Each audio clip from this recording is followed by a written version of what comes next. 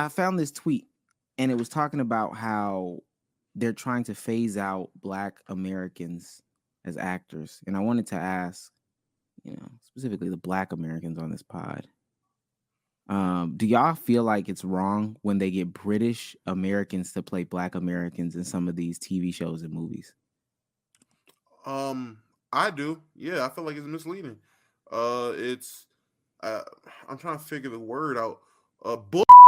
The horses and the horses and the accent and even the guards, even the actors. Yeah, look at all the actors now that are taking over a lot of the American jobs. They're all taking over the American job. I thought Idris Elba was from Baltimore. After watching The Wire, I said, "Who's that dude from Baltimore?" Kaluuya, who played Fred Hampton. He's a British African guy. You got the girl now, from... I'm going to tell you, that offended shit out of me, bro. Which one? Oh, when he played Fred Hampton. From Chicago. All these great black actors. Right here in the U.S. who know the struggle, who actually can identify directly with what Fred Hampton went through. That was a little weird.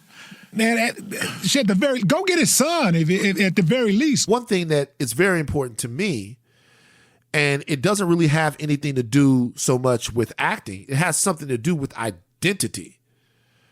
To me, it is the birthright of a Black American to have played Harriet Tubman. It is the birthright of a Black American to have played Fred Hampton. It is the birthright of a Black American to me to play Whitney Houston, because the things that are specific to us here and the challenges that we've had to overcome, to me, they indicate that our experiences, the performers that are here, that are closer to those experiences, that they're able to play them out on screen. Doesn't mean that they have to, but if you ask me this question, it seems as if increasingly when these biopics are coming out, they're choosing people from across the pond to play us. And that's a commentary on Black Americans who all too often are seen as the lowest bottom of the barrel, most criticized people that can be in the world. Okay, these men, settle down. Don't worry. Just try to embody your heroes. Cronkite, moral, good black and white journalism. Nkogezi, founder and editor of the Melon Notice. The name of the media house, Melon Notice, has nothing to do with the size of my forehead. Now, something that I've always thought about, and something that's always troubled me, has been the question of black unity. You see, it seems very many other races are unified in whatever pursuit that they want to endeavor. However, us black people, it's a completely different kettle of fish, isn't it?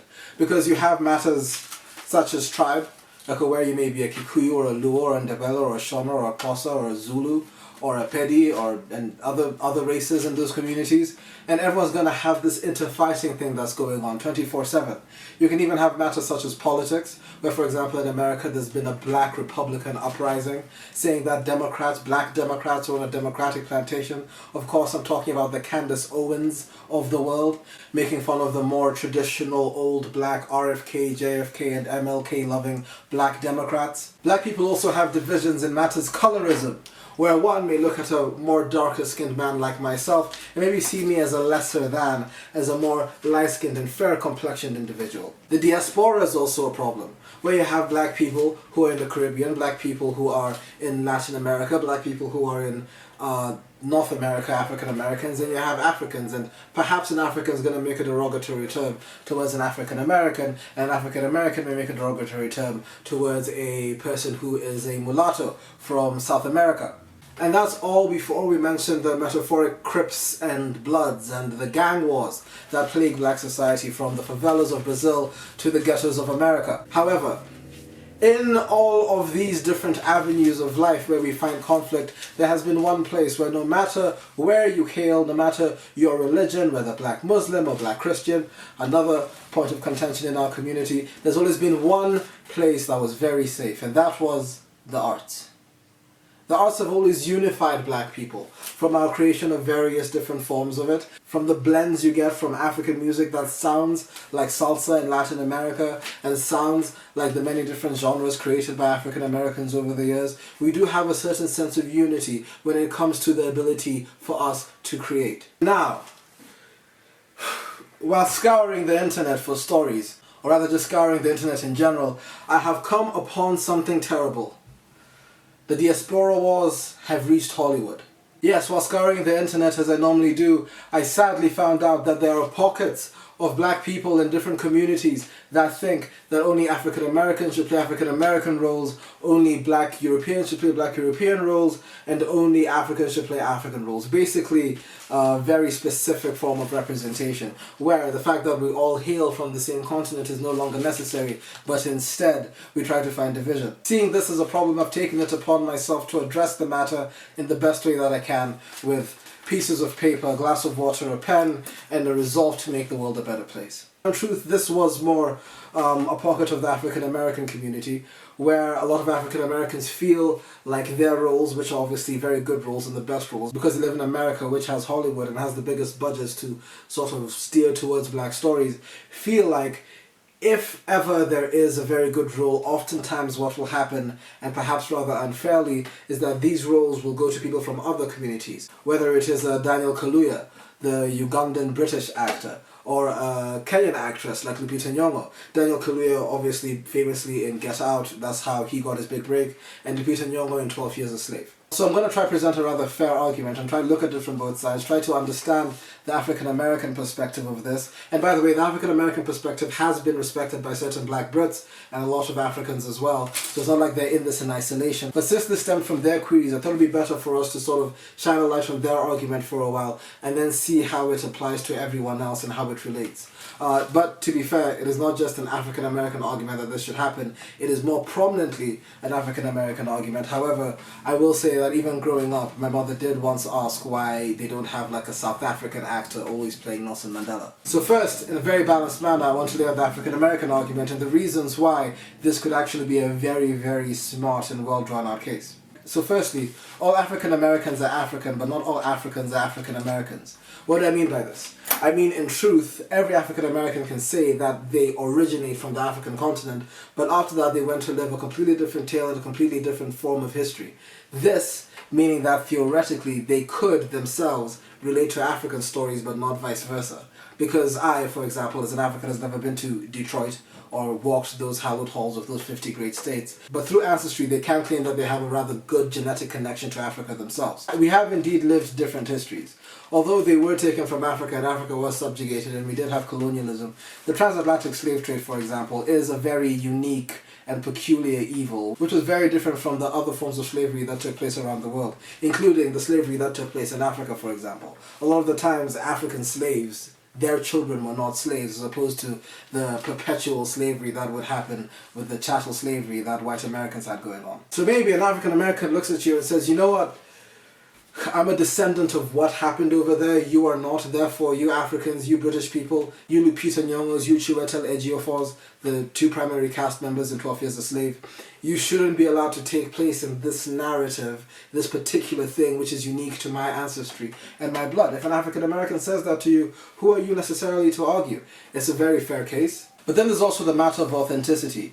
Imagine if there's a, movie being shot in rural Alabama or something. It'd probably be better if an actor who comes from that specific place would be allowed to be the person who acts it. No matter how good an actor is, there's always going to be like those few nuances, and only people who grow up in an area who have both the nature and the nurture will be able to greater comprehend and understand and portray. A British actor or an African actor learning the accent, spending some time over there, maybe living, knowing how to use a certain form of slang or walk a certain way, cook specific meals, all of that is definitely going to help, but it's something that should have been taught, not something you have in your blood. For example, African Americans are minorities. Black people in Africa are not minorities. Black people in England, sure, are minorities.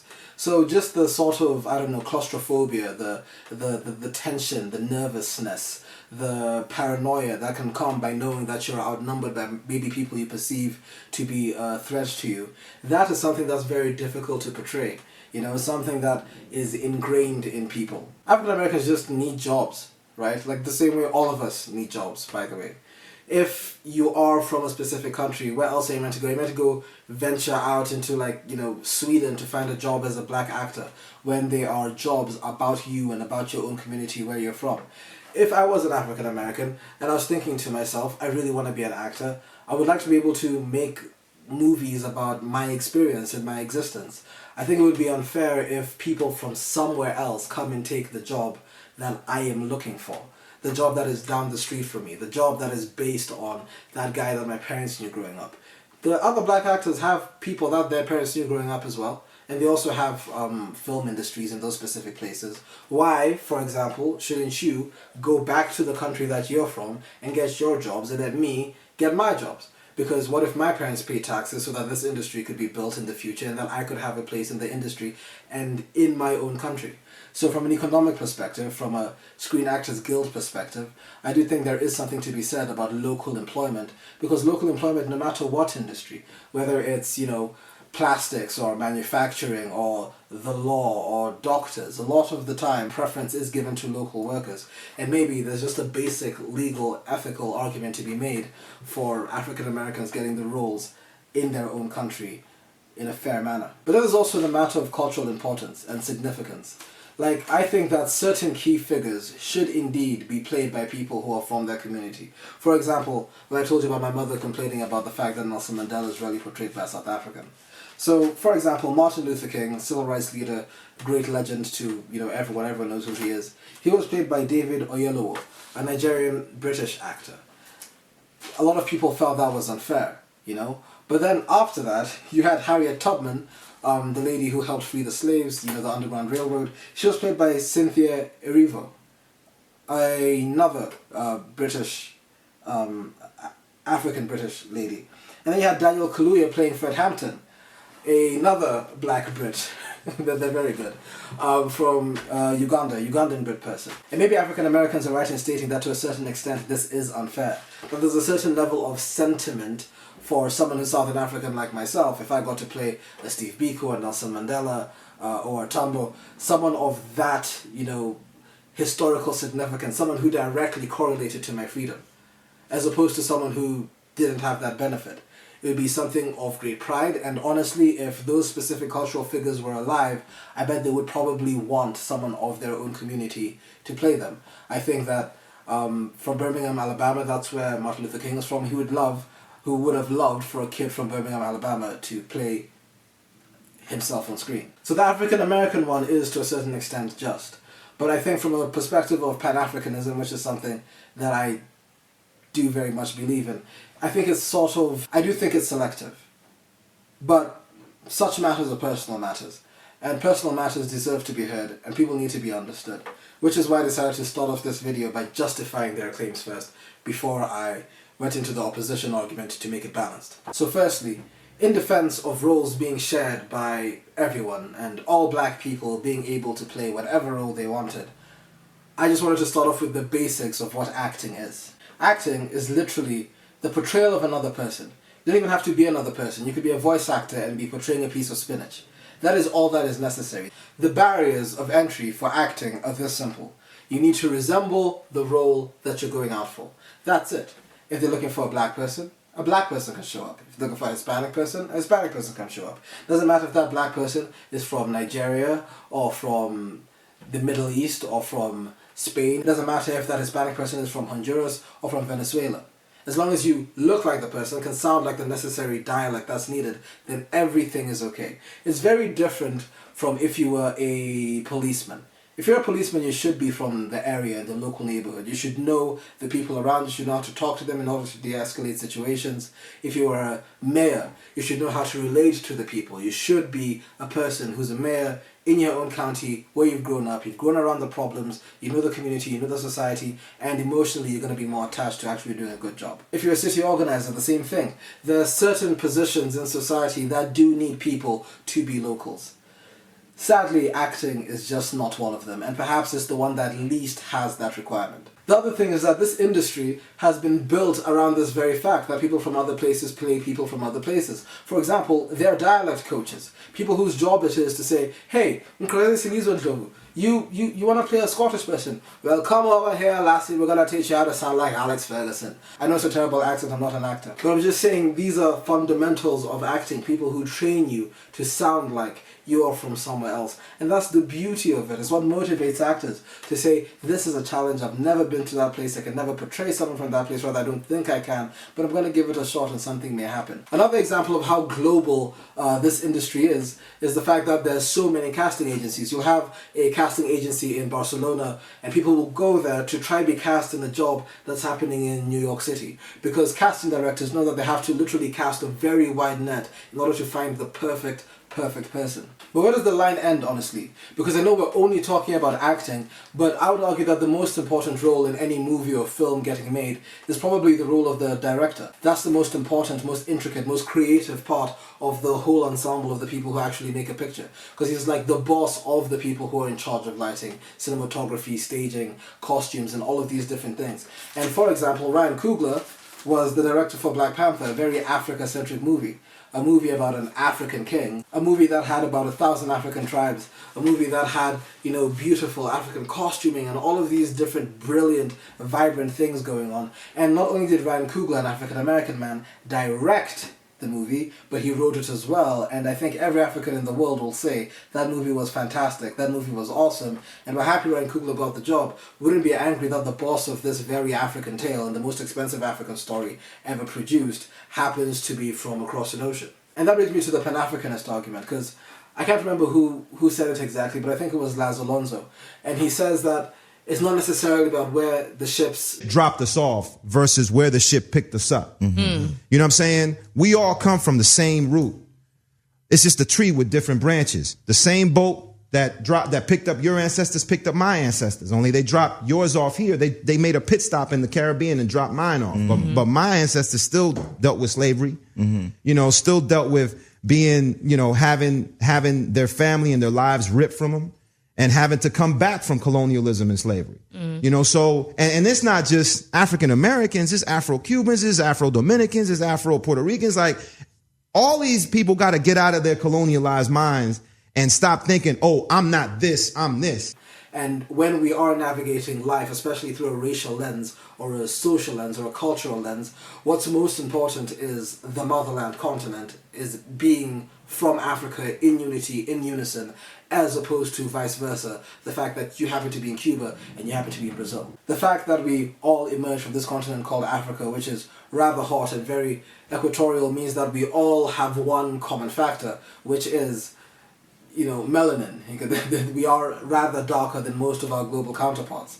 And this means that we present the same in most cases. A lot of us all look like we are from one place, meaning even if you're from the Congo, or you're from Detroit, or you're from a favela in Brazil, or you're from somewhere in the Congo, you could all look like you have the same mother. Now, even if you do want to argue from the perspective that we've had different experiences, we have had similar experiences. Yes, there was Jim Crow, but there was also apartheid until 1994 in South Africa's case. Until, I think, 1982, there was Rhodesia in Zimbabwe. In 1963, you had a similar situation unfolding in Nairobi, in Kenya, rather. And indentured servitude, for example, was something that was happening throughout Africa for like a very, very long time, even after the end of slavery in the United States. I should have researched more about the Caribbean, to be fair. But essentially, we did sort of suffer under the same systems of white oppression. Therefore, there is some relatability, even though you have to go and transfer and tell the story somewhere else in a different demographic. Kenyan segregation, for example, was a rather brutal thing with, people like Dedan Kimathi getting hung and the Mau Mau fighters and, all of the different ways that Kenyan freedom fighters were brutalized in, British-controlled police stations. And similarly with Americans, the evils of Jim Crow are something that they could relate with, the struggles that were happening in Africa. Which is why, for example, Denzel Washington playing Steve Biko, something that I'm going to get into later, is something that I can see as, feasible. Because Steve Biko did experience extreme brutality at the hands of his white oppressors. But Denzel Washington, probably due to his age, probably heard very many stories, and when a young child, probably even could have been around such things happening to him. So for him to be able to come and portray that isn't that much of a stretch, even though these atrocities happened to different communities. It was a similar atrocity. That's what I'm saying. These mental barriers that we've put between us, they remind me of like the Berlin conference. And I know this is a bit of a stretch, but essentially this was a conference that divided Africa and cut it up and said, this is Kenya, this is Uganda, this is Tanzania, this is Malawi, this is Zambia, this is Zimbabwe, this is South Africa, this is Nigeria, this is Ghana, this is Guinea-Bissau, blah, blah, blah, blah, blah, blah, blah, blah, blah, blah, blah. So now when a Nigerian has to call himself a Nigerian and someone else has to call themselves a Ghanaian and someone calls themselves a Zimbabwean and someone calls themselves a South African, these are all divisions that were brought up not by us. But in this exact same way, when relating what's happening now to the Berlin Conference, is because in the same way white people decided to divide us, where you live as a black person is also due to white decisions. If you're a black person in Brazil, if you're a black person in Cuba, if you're a black person in America, if you're a black person in Jamaica, you are there because once upon a time white powers decided that your ancestors should be shipped there for labor. And now if we as the descendants are going to look and say, oh no, I can't relate to you and you can't relate to me, all this is doing is just proving that we are divided due to actions that have nothing to do with us, and rather than making the decision to bypass these imaginary borders, we decide to actually just, soak in conflict. And the worst part about all of this is, white people don't do anything like this at all. White Hollywood is thriving and always will be. Europeans, Americans, all of them, they just sort of gave us all of this trauma and just sort of disappeared and lived their lives. Do you ever hear about a white actress from Australia complaining because a British woman played her role, or vice versa? Or an American woman angry because of a British woman who's come to take her role? And I do have a list. So an Australian woman named Nicole Kidman played an American woman in a TV show called Big Little Lies. A Swedish actor named Alexander Skarsgård played an American in Big Little Lies as well, alongside Nicole Kidman. American Anne Hathaway, historic French role, Les Miserables, a role that is literally historic to French culture and theatre throughout the world, quite frankly. It was given to an American woman with a white name, and not only a white name, Anne Hathaway was also the name of Shakespeare's wife. She's that non-French in the theatre world based off of her name, although I don't think there's any relation. But there was no complaint of, oh, how could we give this role to the other person? There was nothing like that at all. What people did was they said, wow, Anne Hathaway, you performed very well. Here is your Oscar, which she did win, I think, for Best Actress for her portrayal in that character. And white people made money, the white studios made money, and white Hollywood grew. There was no sort of complaining to mess everything up. An Australian named Mel Gibson, he played William Wallace in Braveheart, a fantastic movie. You all remember him screaming freedom. Now remember, William Wallace was actually rather tall and Mel Gibson is rather short, and more importantly, William Wallace is a Scottish hero, an icon. People love him, they're obsessed with the man, but they let an Australian person play him. Remember earlier I was talking about the divisions when it comes to playing a role like Martin Luther King or playing a role like Nelson Mandela. White people don't do that either. Maybe they're wrong for it. But at the end of the day, they are thriving and they don't have our problems that our artists who are limited to have roles have. Another one, Meryl Streep played Margaret Thatcher in The Iron Lady. Why was this important? Well, Meryl Streep is American, but she played the first ever female British Prime Minister. This is obviously a role that very many great British actresses would have loved to play. All of the Dames, the Helen Mirrens, the Joan Plowrights, she's very funny,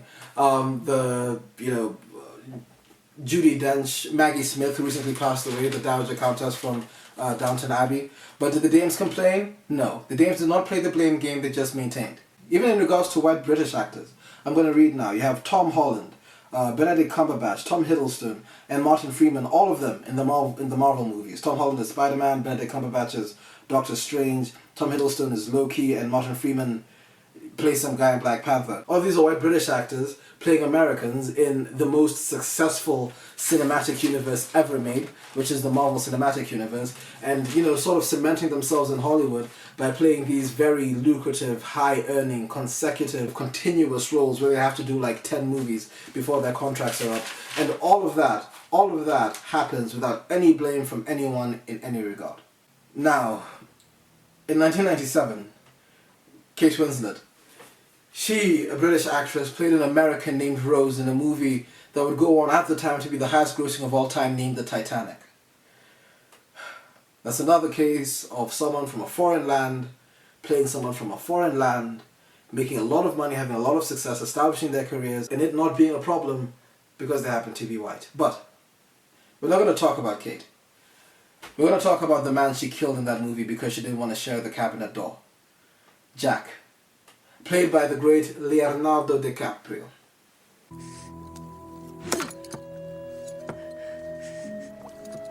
I'll never go. I promise.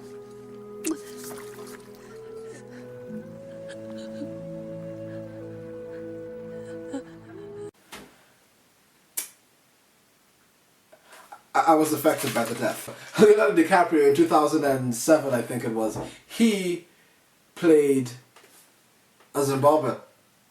Although he wouldn't like us to call him that. American, huh? Guilty, Well, Americans usually are.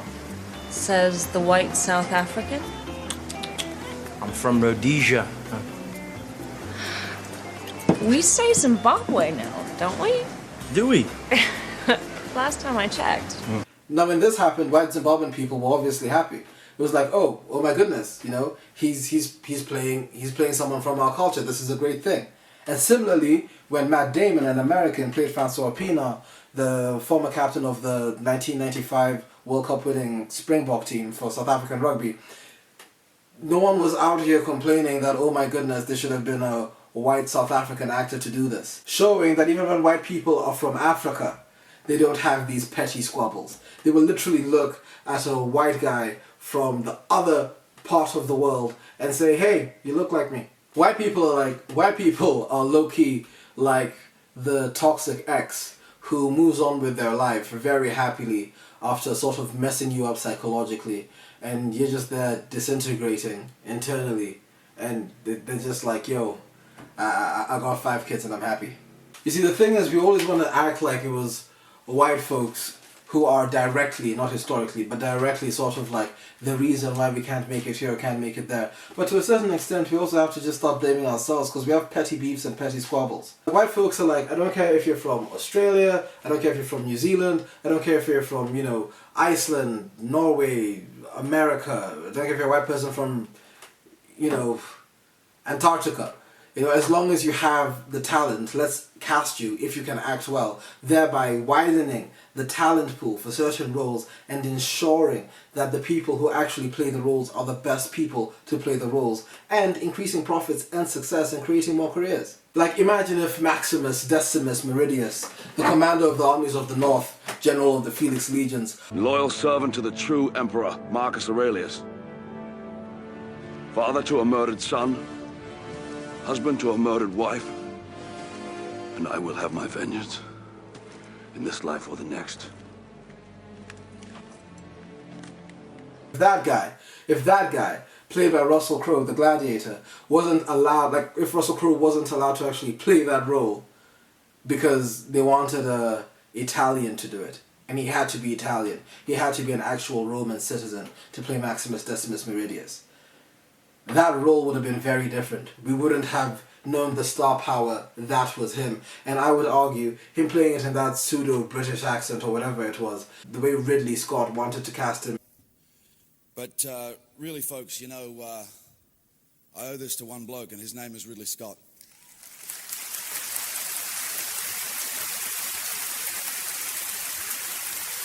I think that worked, and the whole world understood it worked, and the white community knew it worked, and film and Hollywood just loved The Gladiator and revere it. I just finished watching The Gladiator Part 2. Good movie. But we would have probably said, no, he has to come from Rome, he has to come from a little tiny pocket where people, you know, love olive oil and stuff. There's pasta and people understand and, you know, all of that stuff. It's just not necessary for doing the job, and the job is all that matters when you're doing something called work. But in the discussion of all the memeage and all the, oh, this guy doesn't sound like he's African American enough, or this person shouldn't even play the role because they're not historically, you know, linked to the country, I feel there is a slight hint of, like, you know, unfairness. I don't want to use a word like hypocrisy, I think that steps too far. Unfairness and, you know, maybe like some impartiality. Because, like, I have compiled a list, okay, here in my episode Trusted Notes, of all of the African Americans who've played African roles, and who've done so, by the way, with perfect execution. But these roles were important to us. It wasn't just like, you know, random, like, fun roles that people are having, like, you know, a laugh with. But, like, actually deep, intricate roles. Roles like Harriet Tubman, which was done by Cynthia Erivo. Roles like Solomon Northup, which was done by Chiwetel Ejiofor. Like, you know, all of these sort of, like, heavy roles that are part of the African fabric, which African Americans played and people were okay with. Steve Biko, for example, was played by Denzel Washington, and this, elevated his career. And as I said, Steve Biko suffered a very, very tough death. He got murdered under police custody of a brain hemorrhage after he was severely, severely beaten. Another person is Paul Rusesabagina, who is the guy who Don Cheadle plays in Hotel Rwanda. And, obviously it revolves around the Rwandan genocide, which is obviously something that Africa takes very, very, very seriously. And, in that genocide, you had about 500 to 800,000 Tutsi deaths and 250 to 500,000 rapes. It's obviously one of our darkest seasons, one of the world's darkest seasons. And something as intricate as that, it's sensitive. And Don Cheadle, for example, he's also a foreigner to Rwanda, but he played the role and executed it well.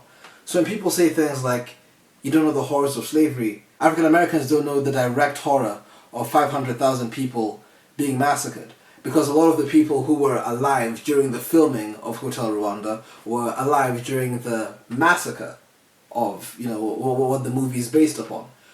But it was still like, okay, come and portray and tell the story. Rather than saying you didn't have the history. This could have been a case of Don Cheadle not having the actual lived experience as many Rwandan actors did. And he still got the role and did well. And it was okay. He got a great Oscar nomination. Well deserved.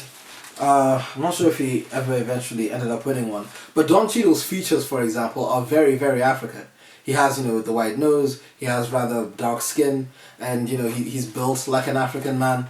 So it wasn't even like a far-fetched. He just looked like he came from the continent that he originated from, which is my point. Nelson Mandela, another figure who meant a lot to Africans everywhere, obviously. He's been played by Terrence Howard in the Winnie movie about Winnie Mandela. He's been played by Morgan Freeman in Invictus. But essentially I'm saying is there has to be sort of a quid pro quo.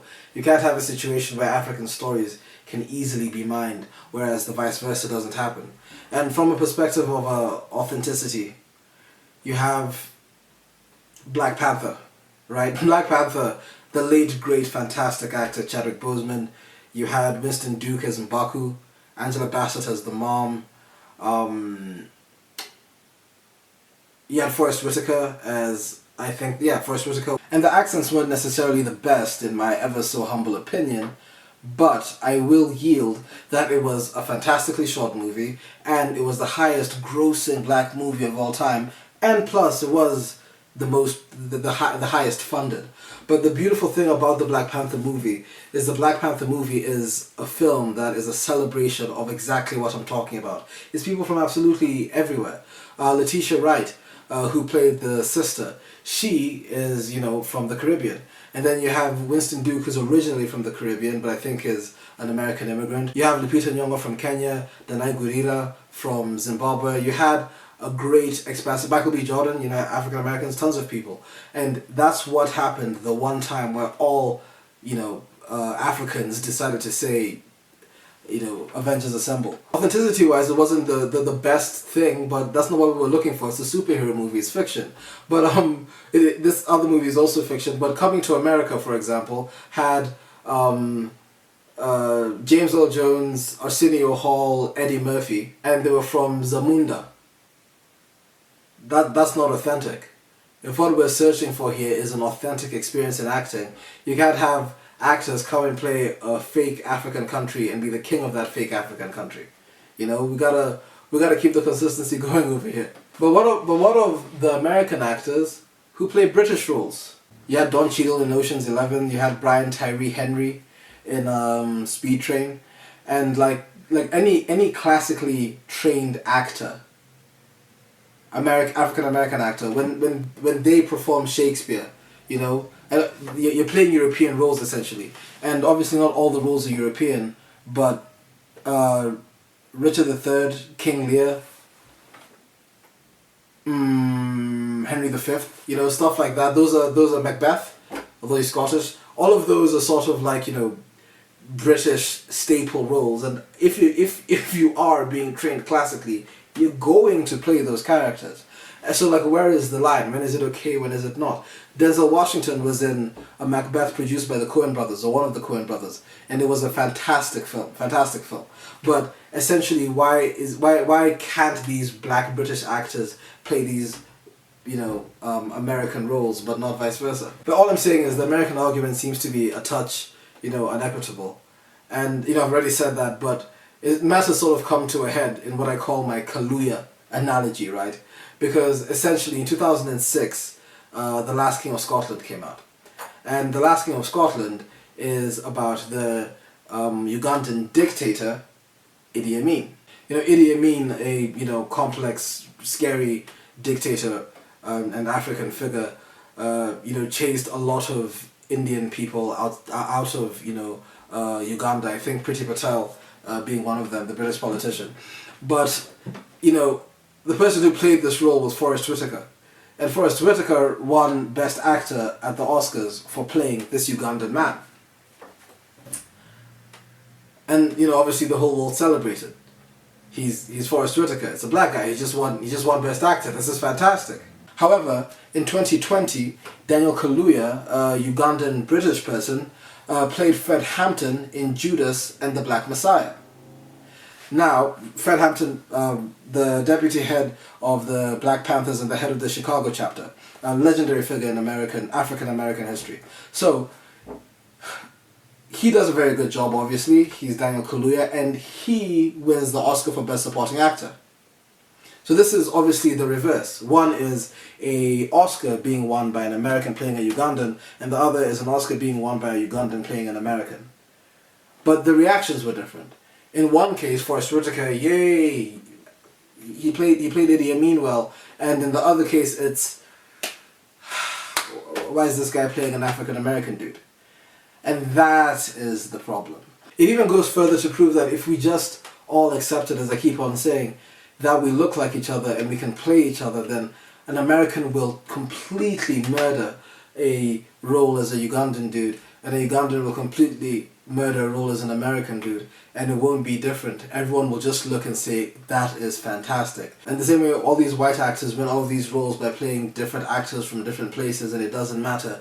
This is the world that we could live in. A world in shared unity and vibrance and success. Now, British actors tend to be more educated than their American counterparts. And I'm not saying like just black British actors versus black American actors. I mean, in general, British acting is more of a serious sort of profession than American acting, and I hope that's not too offensive. But like you hear stories of like people like Brad Pitt getting in a car, driving down from I think Tennessee or wherever he's from, landing in Hollywood and just like going for it and taking acting classes every now and then, as opposed to when a British person wants to be an actor, they go to drama school. And drama school is not a joke whatsoever. So I can't remember the specific actor who said this, but they were talking about the fact that when you leave drama school, there's a very good chance you leave with a plethora of accents. You can do an Australian accent, you can do an Indian one, you can do this, you can do that, you can do Scottish, you can do blah blah blah blah blah blah blah blah blah blah blah. You've learned how to do all of that stuff. You've learned different forms of acting. You've learned how to be a happy comedy actor. You've learned how to be a dramatic, serious actor. You've learned tracks of Shakespeare that you can just spew in auditions. You come with a whole variety, like this sort of, package of talent. And directors obviously love this. Casting directors love this, thinking I can make this guy cry, I can make this guy laugh, I can make this guy do anything. That will always sort of like mean something. Education actually, talent will get you very far. But in terms of like resumes, looking and seeing something like, oh, this guy went to this fancy drama school as opposed to this guy who views this as his passion, there's a very good chance that the casting directors are going to have a specific bias. So look, David Oyelowo, right, London Academy of Music and Dramatic Arts, he played Martin Luther King and Selma.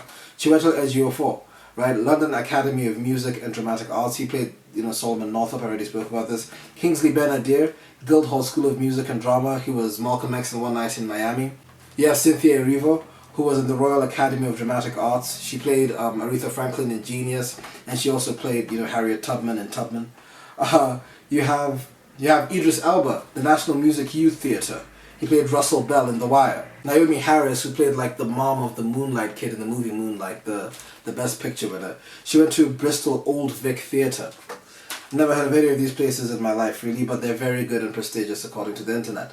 However, that's not where this story ends.